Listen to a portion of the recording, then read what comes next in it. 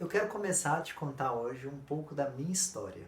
Esse vídeo aqui é para te contar como é que, de enganado, eu passei a ser um realizador de sonhos, ajudar as pessoas a realizar os sonhos. Para quem ainda não me conhece, eu sou Felipe Queiroz, hoje eu sou corretor de imóveis e ajudo as pessoas a realizar o sonho da casa própria, o sonho do primeiro imóvel. Mas nem sempre foi assim. Antes de te contar como é que eu fui enganado, eu quero te contar um pouco da minha história. De onde veio o Felipe, quem que é o Felipe, né? Qual que é a história por trás do Felipe. Eu sou filho do José e da Maria. Como muitos outros brasileiros, né? Meu pai chama José Carlos e minha mãe chama Maria Aparecida. Eu sou o filho caçula da minha mãe e tem mais duas irmãs que são mais velhas que eu. Hoje eu já tenho 5 sobrinhos, então a família é grande, né? Eu nasci em Belo Horizonte, Minas Gerais. E aí, o que aconteceu? Minha mãe e meu pai, né, se desvincularam, aí, se separaram logo cedo, e eu fui criado com a minha mãe e minhas duas irmãs. Comecei a trabalhar muito cedo para ajudar em casa. Eu fazia trabalho de servente de pedreiro, né? Eu brinco que eu tenho orgulho das minhas cicatrizes aqui nesse pulso direito. Eu tenho uma cicatriz de uma vez que eu estava trabalhando de pedreiro, caiu um tijolo e ele ia cair na minha cabeça e eu fiz assim e ele caiu no meu braço. Então eu comecei a trabalhar muito cedo, 12, 13 anos, eu já fazia trabalhos de servente de pedreiro para ajudar em casa. Era uma vida bem difícil. Nessa época a gente morava no bairro Veneza, que fica em Ribeirão das Neves, é região metropolitana de Belo Horizonte. Depois, por volta de 14 anos, eu comecei a trabalhar numa empresa de cobrança de cartão de crédito. Ela chamava Eficaz Consultoria e Cobrança. E eu ligava para os clientes, eu era estagiário, e eu ligava para os clientes e falava mais ou menos assim: olá, tudo bem? Eu estou te ligando porque se eu tenho um débito aqui no cartão Credit Card, você tem interesse em negociar, você está podendo falar nesse momento? Então aí que eu adquiri um pouco da facilidade que hoje eu tenho de falar, né? E comecei ali nessa empresa aos 14 anos, eu era estagiário. Logo depois de um período eu comecei a trabalhar como funcionário mesmo, carteira assinada. Com 16 anos eu comecei a trabalhar ali de carteira assinada, porque aí eu já conseguia, né, trabalhar um horário fixo de carteira assinada. Eu já estudava, mas já estava formando aí o ensino médio, então essa empresa me absorveu. E eu comecei a trabalhar no caixa dessa empresa. As pessoas que iam lá pagar os débitos, elas lidavam, né? Algumas delas ficavam meio ressabiadas, assim, a pessoa que me ligou, vou pagar por telefone, não, eu prefiro ir aí pagar. E a gente tinha um escritório que ficava ali na Rua Araguari, no Barro Preto também, aqui em Belo Horizonte.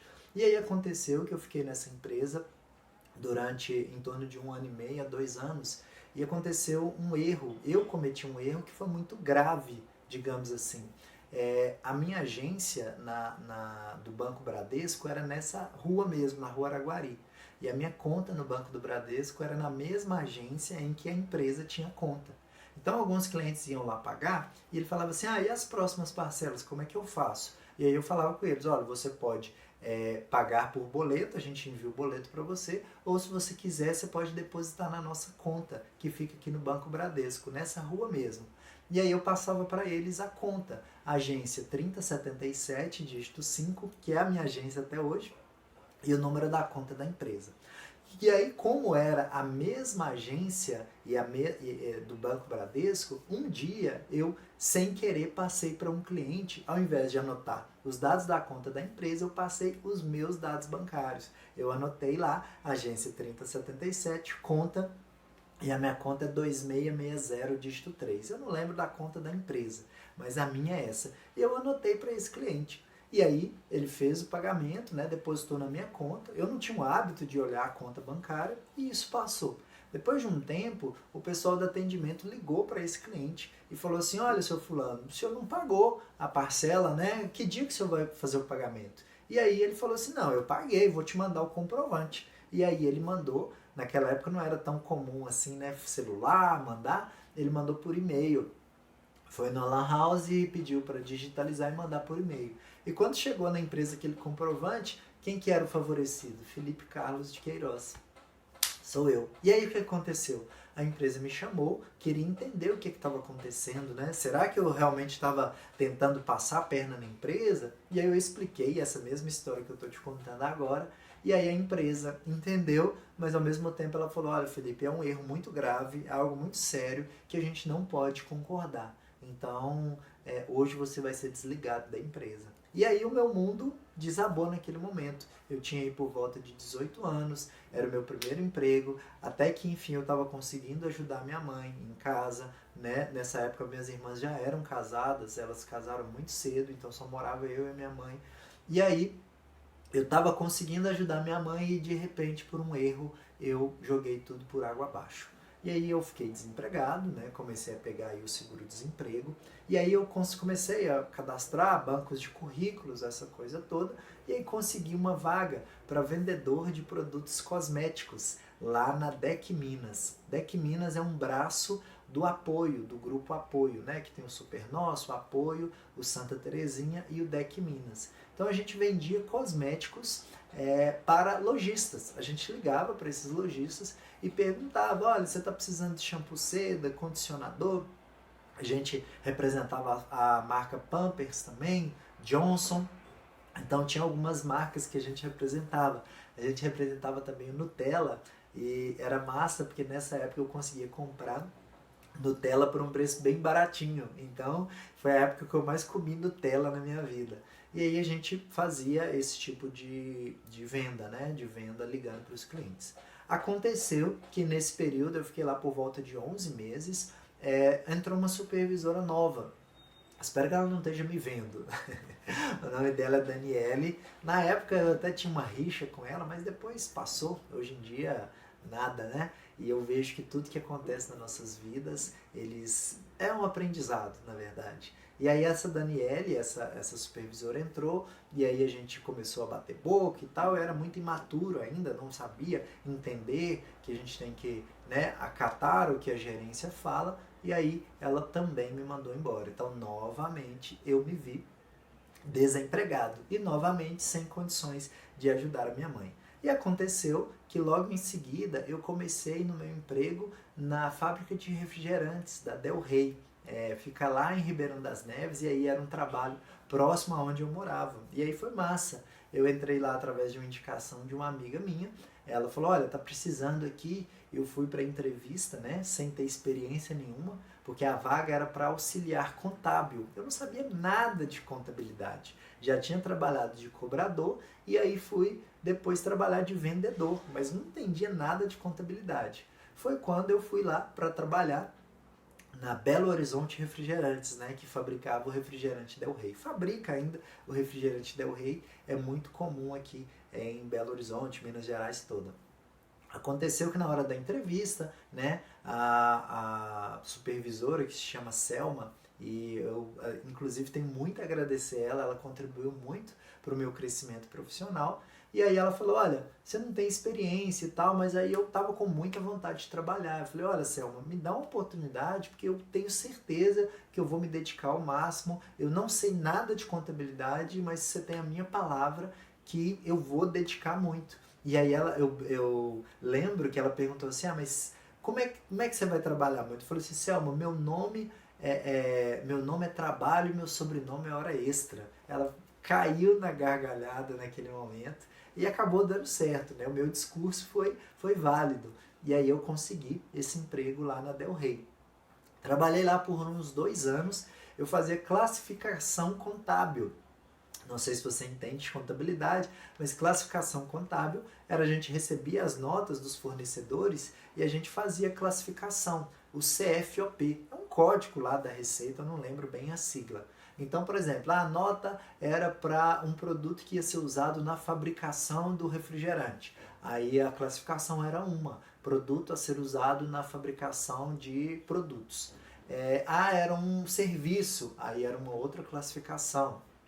Então tinha 1101, que seria usado para fabricação própria, 1407, que ia ser usado, por exemplo, material de escritório, era 1407. Então eu fazia esse trabalho de classificação fiscal, emitia algumas guias também, e graças a Deus eu peguei o trabalho muito rápido. Eu tive pessoas que me ajudaram, né? Tinha um rapaz lá extremamente inteligente, o Rondinelli, hoje ele é cabo da Polícia Militar, então é uma pessoa extremamente centrada e me ajudou demais. A Girlane, uma outra amiga lá da época também. Então eu fui muito bem amparado e rapidinho eu peguei aquele trabalho. Nesse trabalho meu de contabilidade, eu tinha que muitas vezes falar com o comprador do produto, né? Porque chegava uma nota fiscal, muitas vezes eram peças para as máquinas, eu não entendia, então eu ia até o setor de compras para perguntar, olha, esse produto aqui, ele vai ser usado para a fabricação do refrigerante ou ele vai ser usado, por exemplo, numa máquina? E aí eu precisava constantemente ir ao setor de compras para perguntar isso. E acabei criando uma amizade. O supervisor lá da época, o comprador, ele se chamava Elane. Muita gente até brincava assim, isso é nome de mulher? Não, é homem mesmo, Elane. E aí eu falava assim com Elane, ô Elane, isso aqui, como é que é? Isso vai ser usado em qual máquina e tal? E a gente criou uma certa amizade, um certo relacionamento. E aí ele falou assim, olha Felipe, eu estou precisando aqui de um auxiliar de compras, né? A demanda de compra era muito grande e a fábrica vendia bastante naquela época. E ele falou assim, olha, eu vou precisar aqui de um auxiliar e eu vou conversar com a Selma, que era a minha supervisora, vou ver se ela deixa você vir trabalhar comigo. E aí já tinha um pouco mais de 1 ano e meio, 2 anos que eu trabalhava já no setor de contabilidade. O Elane foi até a Selma, conversou com a Selma, ela falou assim, olha, eu vou precisar de um tempo para arrumar uma outra pessoa para o lugar do Felipe. E aí eu libero para você. E aí depois de um tempo aconteceu e eu fui trabalhar no setor de compras. E aí nessa época o salário melhorou bastante, eu já tinha alguns benefícios, né? Porque como comprador, às vezes eu tinha que visitar cliente, então eu já tinha adicional de viagem, eu já tinha adicional de combustível. Nessa época eu comprei o meu primeiro carro, tirei carteira, comprei meu primeiro carro, e eu lembro que eu comprei, era um Gol, um modelo Special, era um Gol 2001, o meu primeiro carro, 2 portas, bonitinho, né? Conservava ele da melhor forma possível. E aí eu já estava começando a melhorar, já podia ajudar mais a minha mãe, já podia, né, pensar em outras coisas, e aí comecei a atuar como como auxiliar de compras. Depois de um tempo, o Elane foi transferido para uma fábrica em São Paulo, na cidade de Louveira, uma fábrica que a Del Rey estava abrindo. E aí eu fiquei como comprador, aí melhorou novamente. Então a minha carreira estava subindo, né? Digamos assim, devagarzinho, mas estava subindo. E aí eu fiquei na Del Rey. No total, eu creio que ficou mais ou menos 5 anos que eu trabalhei na Del Rey. 2 anos, 1 ano e meio como contabilidade e o restante no setor de compras. Isso foi muito importante, eu adquiri muitas coisas, né? Ajudei minha mãe a reformar a casa, já tinha o meu primeiro carro, já estava quase acabando de pagar o carro, que eu comprei em 60 parcelas de R$ 400. O carro na época era 14 e eu comprei em 60 parcelas de 400. Era o primeiro carro, né, e tal.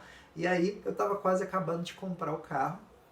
Foi quando a Del Rey adquiriu uma fábrica lá em Salvador, na verdade é a região metropolitana de Salvador, na cidade de Simões Filho. Era uma fábrica de reciclagem de garrafas PET. Então a gente recebia garrafas PET, reciclava para transformar novamente a resina para depois virar uma nova garrafa PET. Há um tempo atrás isso ainda era muito novo, né? A reciclagem do PET não era tão comum no Brasil. Hoje a gente tem muito essa questão da sustentabilidade, mas naquela época não era tão assim.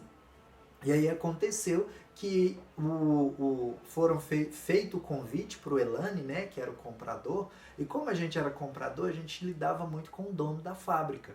Então, constantemente a gente ia para acertar a compra de açúcar, compra de polpa de fruta, compras grandes, né, que influenciam muito o negócio. Então, a gente tinha esse bate-papo muito tranquilo com o dono da fábrica. E aí o dono da fábrica convidou o Elane para ele ir para essa fábrica que eles haviam comprado para gerenciar E o Elane falou, olha, eu tenho a minha mãe, ela está um pouco ruim de saúde e tal. A mãe dele mora em Luminárias, perto ali de Lavras.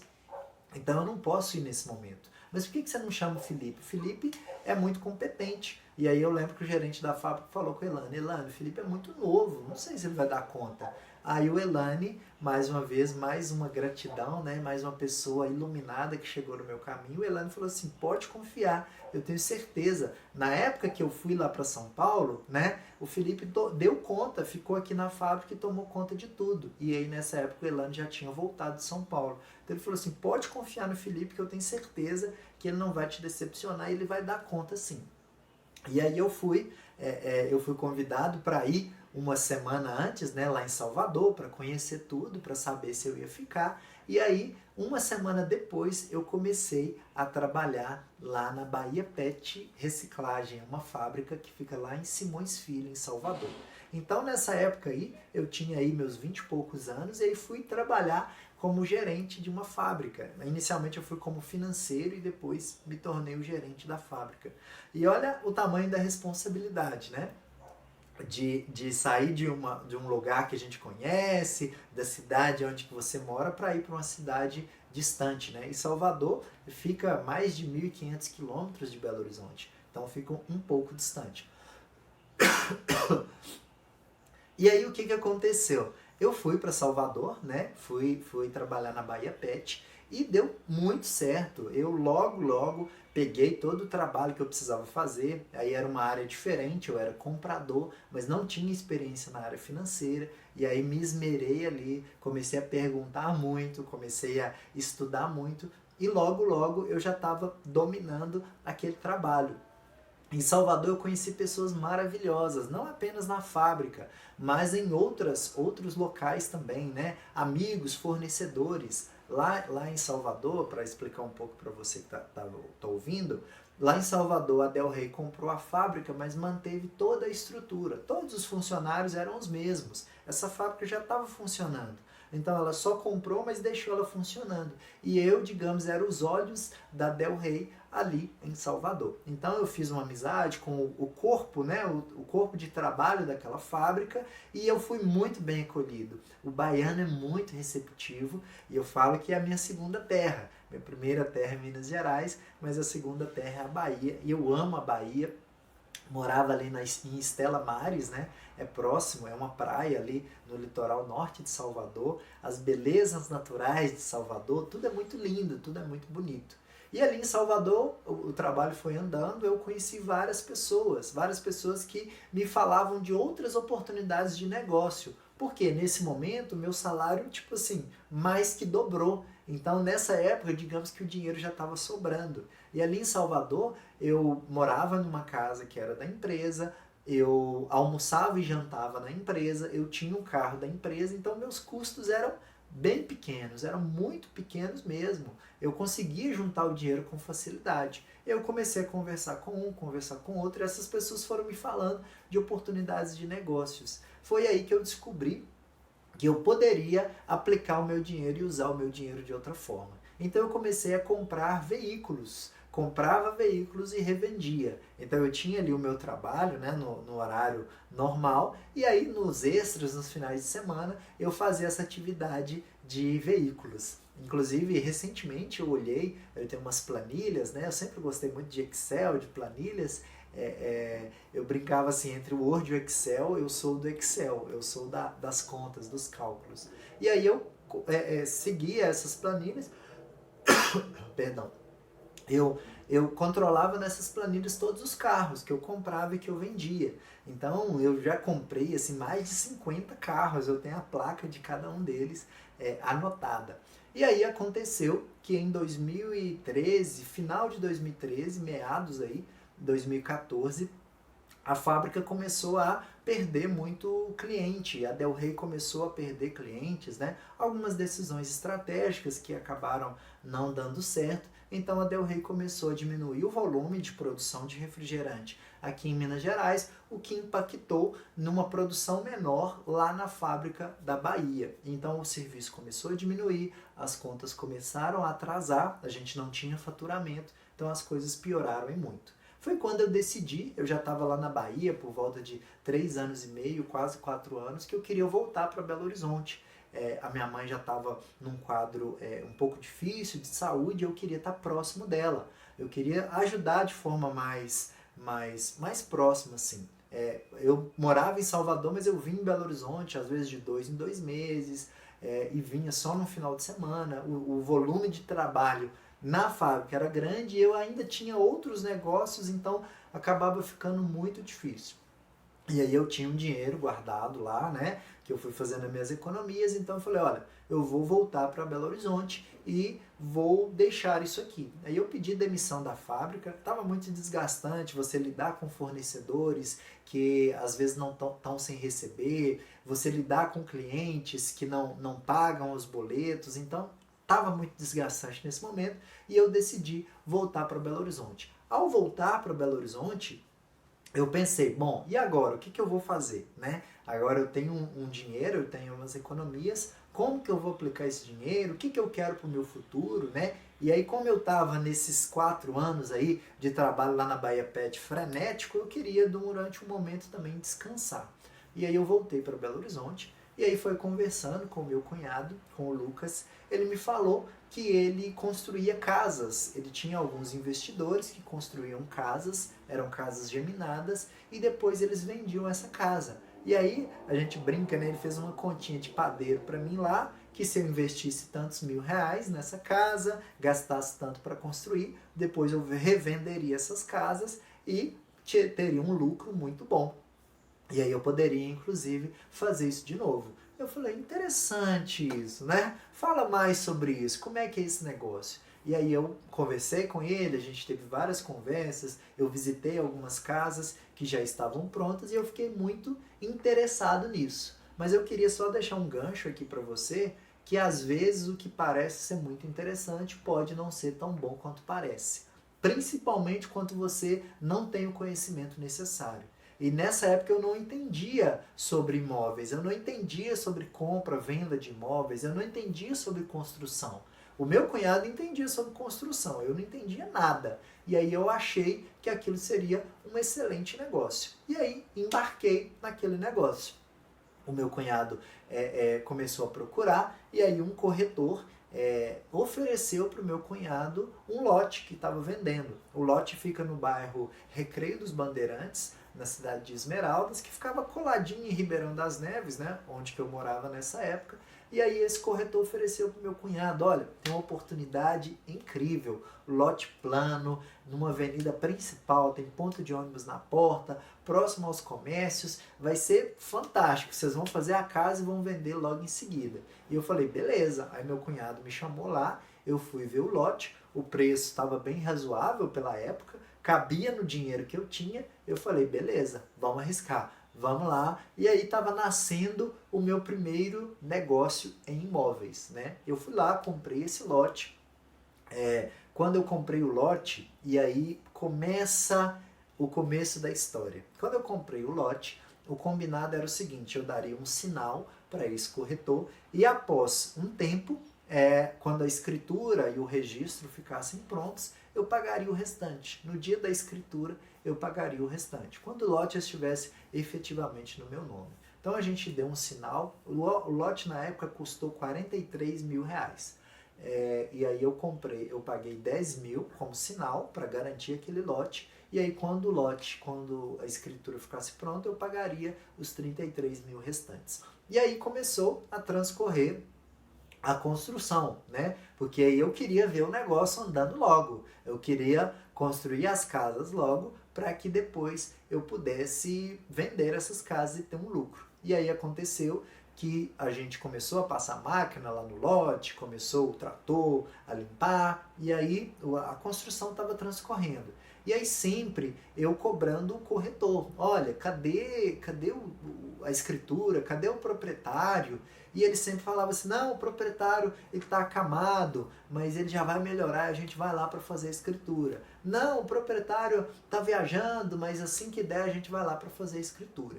E aí eu vou abrir um parênteses aqui, eu não vou citar nomes nesses eventos aí, desde o corretor e aos donos antigos do lote, Porque daqui a pouco você vai entender porque essa causa foi parar na justiça.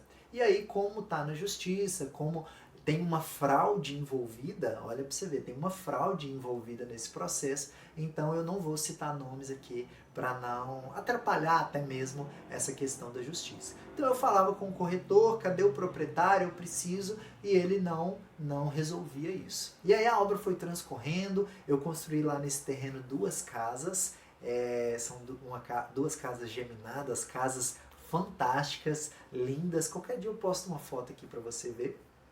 E aí essa construção estava quase finalizando quando o corretor me falou o seguinte: olha, o proprietário estava muito doente, mas a gente foi lá no cartório e ele fez uma procuração para mim, e aí eu vou lá no cartório para fazer essa transferência para você. E aí, quando você vai fazer uma transferência de um imóvel, né?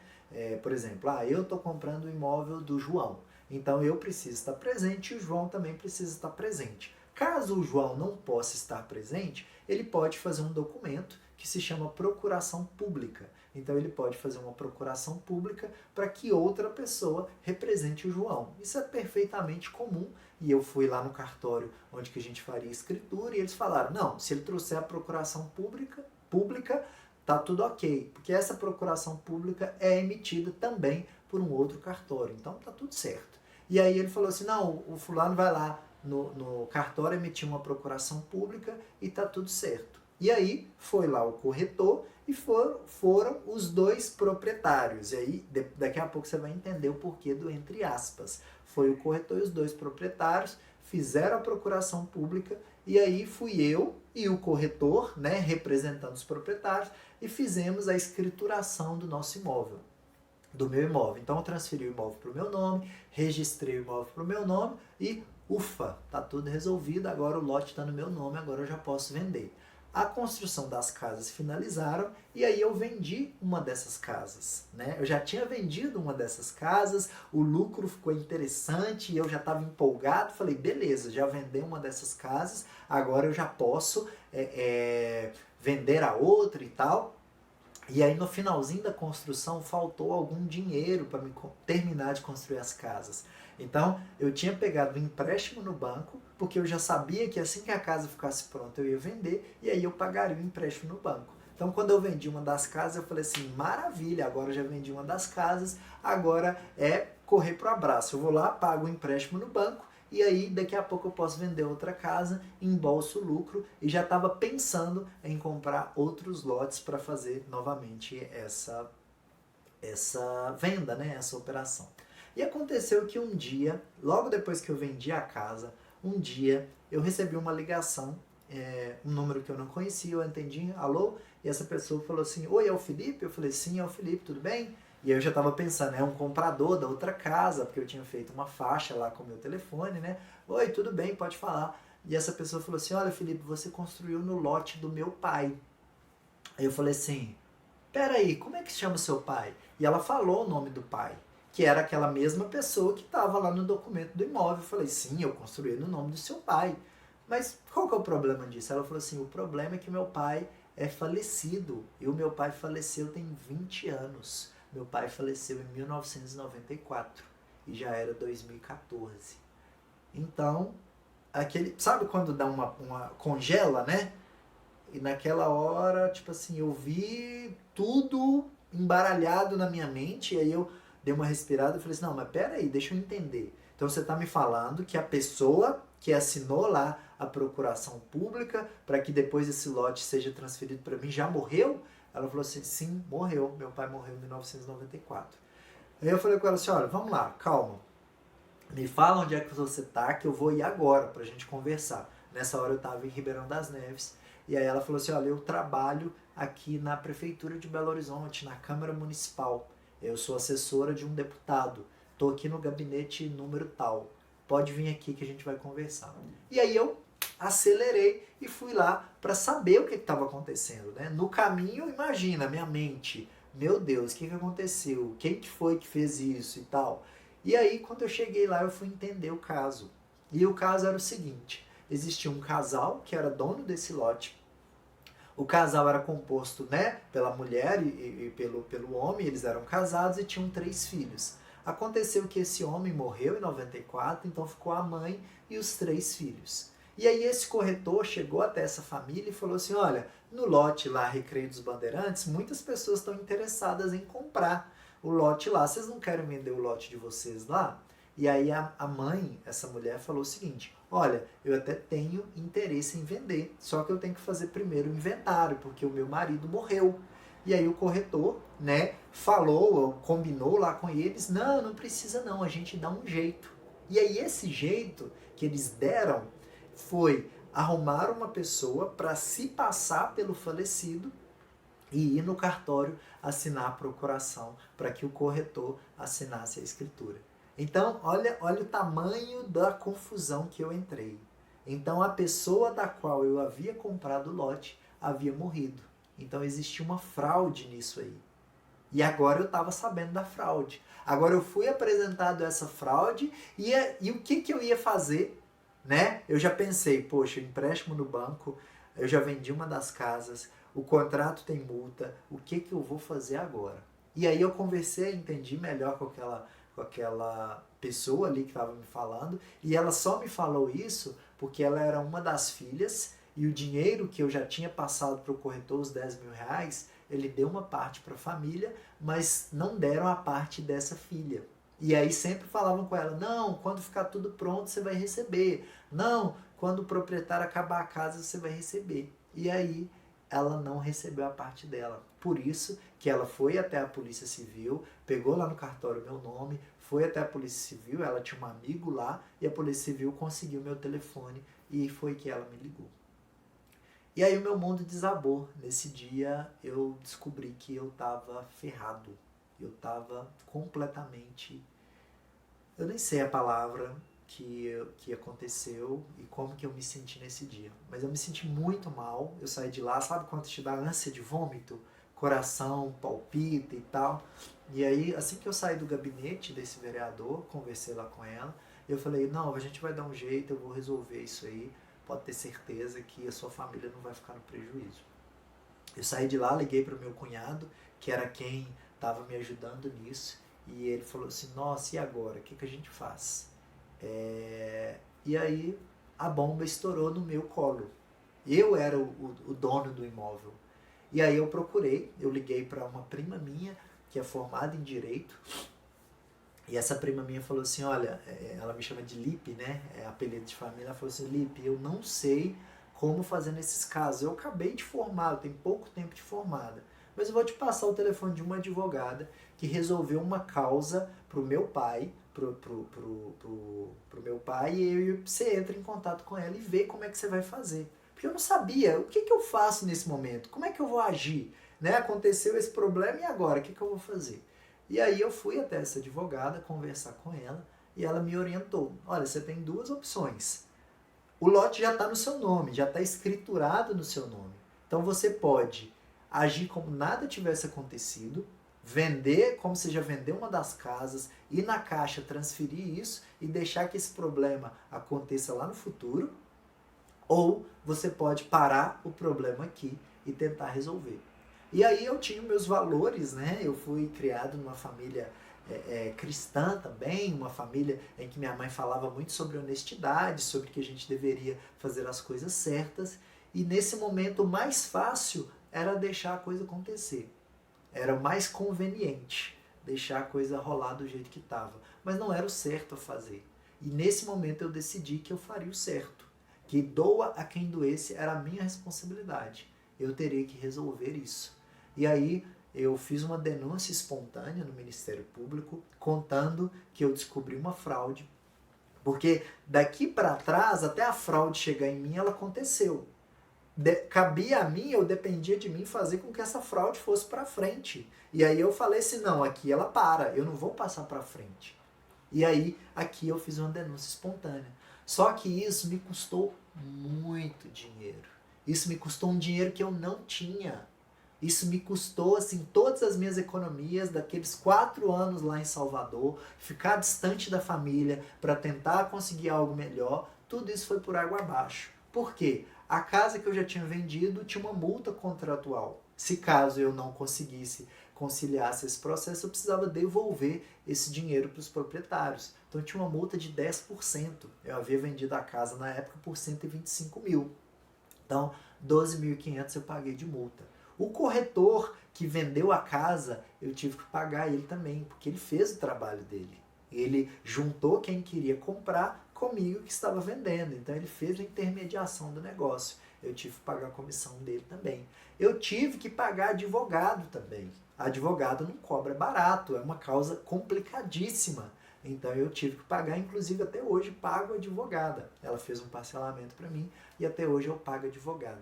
Então foram vários problemas. E você lembra daquele empréstimo que eu iria quitar logo em seguida, né? E aí eu não conseguia quitar esse empréstimo mais. Eu não tinha dinheiro para quitar esse empréstimo e aí a bomba explodiu.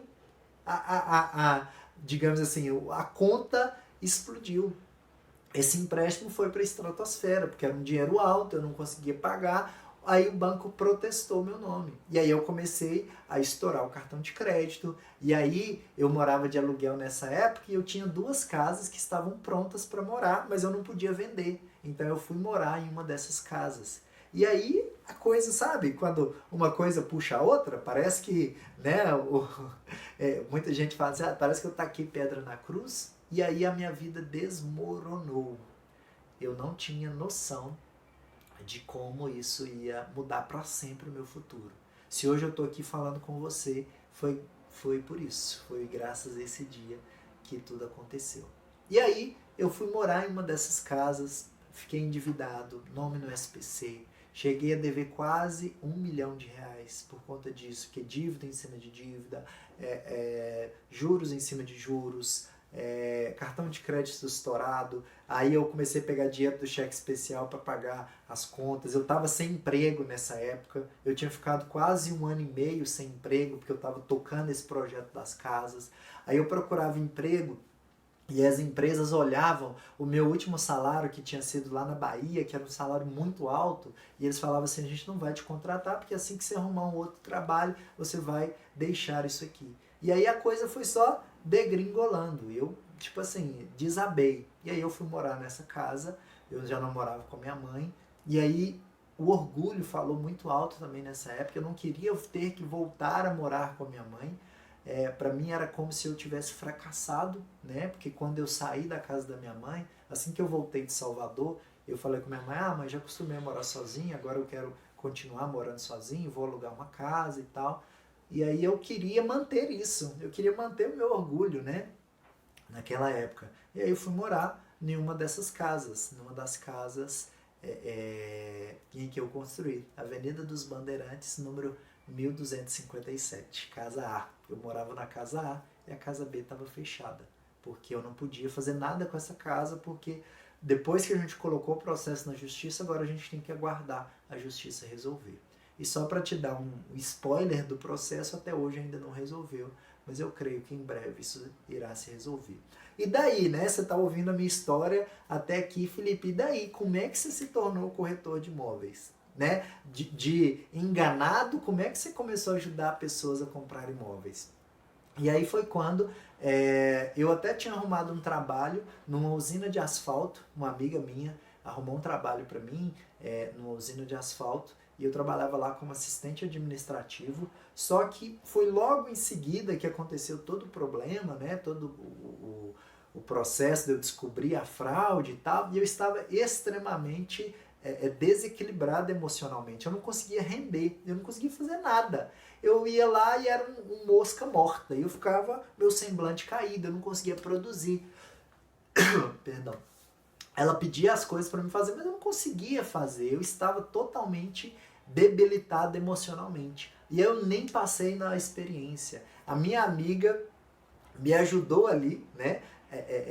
A passar, a ir para aquele emprego. Ela era gerente da usina, ela colocou o dela na reta, digamos assim, e eu não conseguia corresponder. Então nem na experiência eu passei, e ela teve que me demitir, porque eu não conseguia render no trabalho.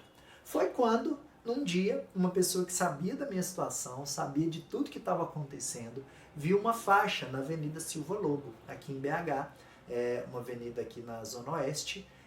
E aí falou assim, Felipe, lá na faixa estava escrito, precisa de corretores de imóveis, não é necessário ter experiência. E aí eu entrei em contato, essa pessoa me encorajou, vai lá e tal. Eu estava passando necessidades nessa época. Nessa época, o meu almoço era macarrão, alho e óleo, que eu tinha um temperinho lá que minha mãe me deu. Então eu fazia macarrão, alho e óleo no almoço. No café da manhã e no café da tarde eu tomava Toddy com biscoito. Eu sempre gostei muito de Toddy, então até hoje eu tomo muito Toddy. Então era Toddy com biscoito. E na janta, de novo, macarrão, alho e óleo. E eu fiquei assim algum tempo, viu? Foram mais de meses passando a macarrão, alho e óleo e Toddy. Porque era, sabe aquele restinho do dinheiro? Aí tinha um pouco também do acerto lá da usina de asfalto, né? Do seguro-desemprego. Era o que dava para comer naquela época. E aí eu não tinha nada a perder, essa pessoa me encorajou e eu fui para a entrevista.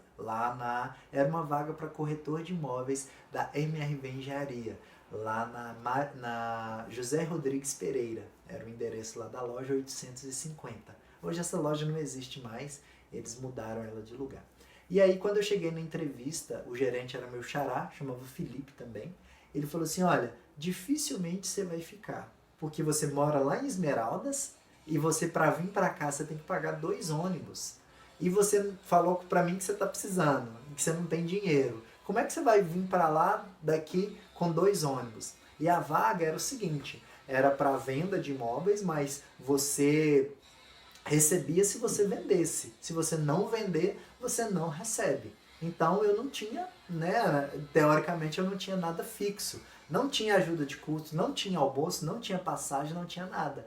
Mas aí eu falei com ele, olha, por favor, me dê uma oportunidade, eu não tenho mais aonde recorrer. Eu estou desempregado um bom tempo, está aqui minha carteira de trabalho, ninguém quer me contratar, fui para a usina de asfalto, não consegui ficar lá, não consegui render, é a minha última oportunidade. E eu falei com ele, olha, se em 15 dias eu não fizer uma venda, eu não te dar um resultado, você pode mandar embora, não tem problema não, pode me demitir. Mas pelo menos 15 dias, por favor, me dê essa chance.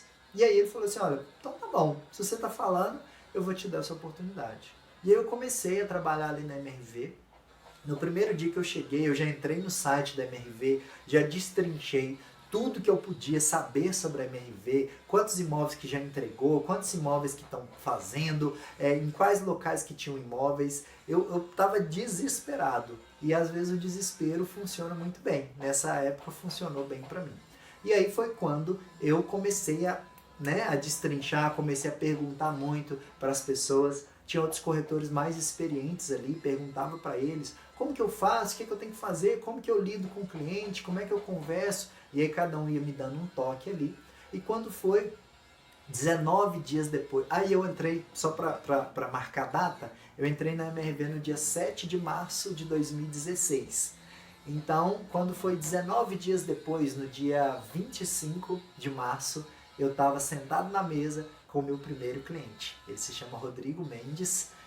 Agradeço demais, não sei se ele vai ver esse vídeo, mas agradeço demais que ele me ajudou a dar uma virada na minha vida, a dar uma guinada na minha vida. E aí lá em 2016, no dia 25, eu fiz a minha primeira venda. E aí foram 4 vendas em 4 meses.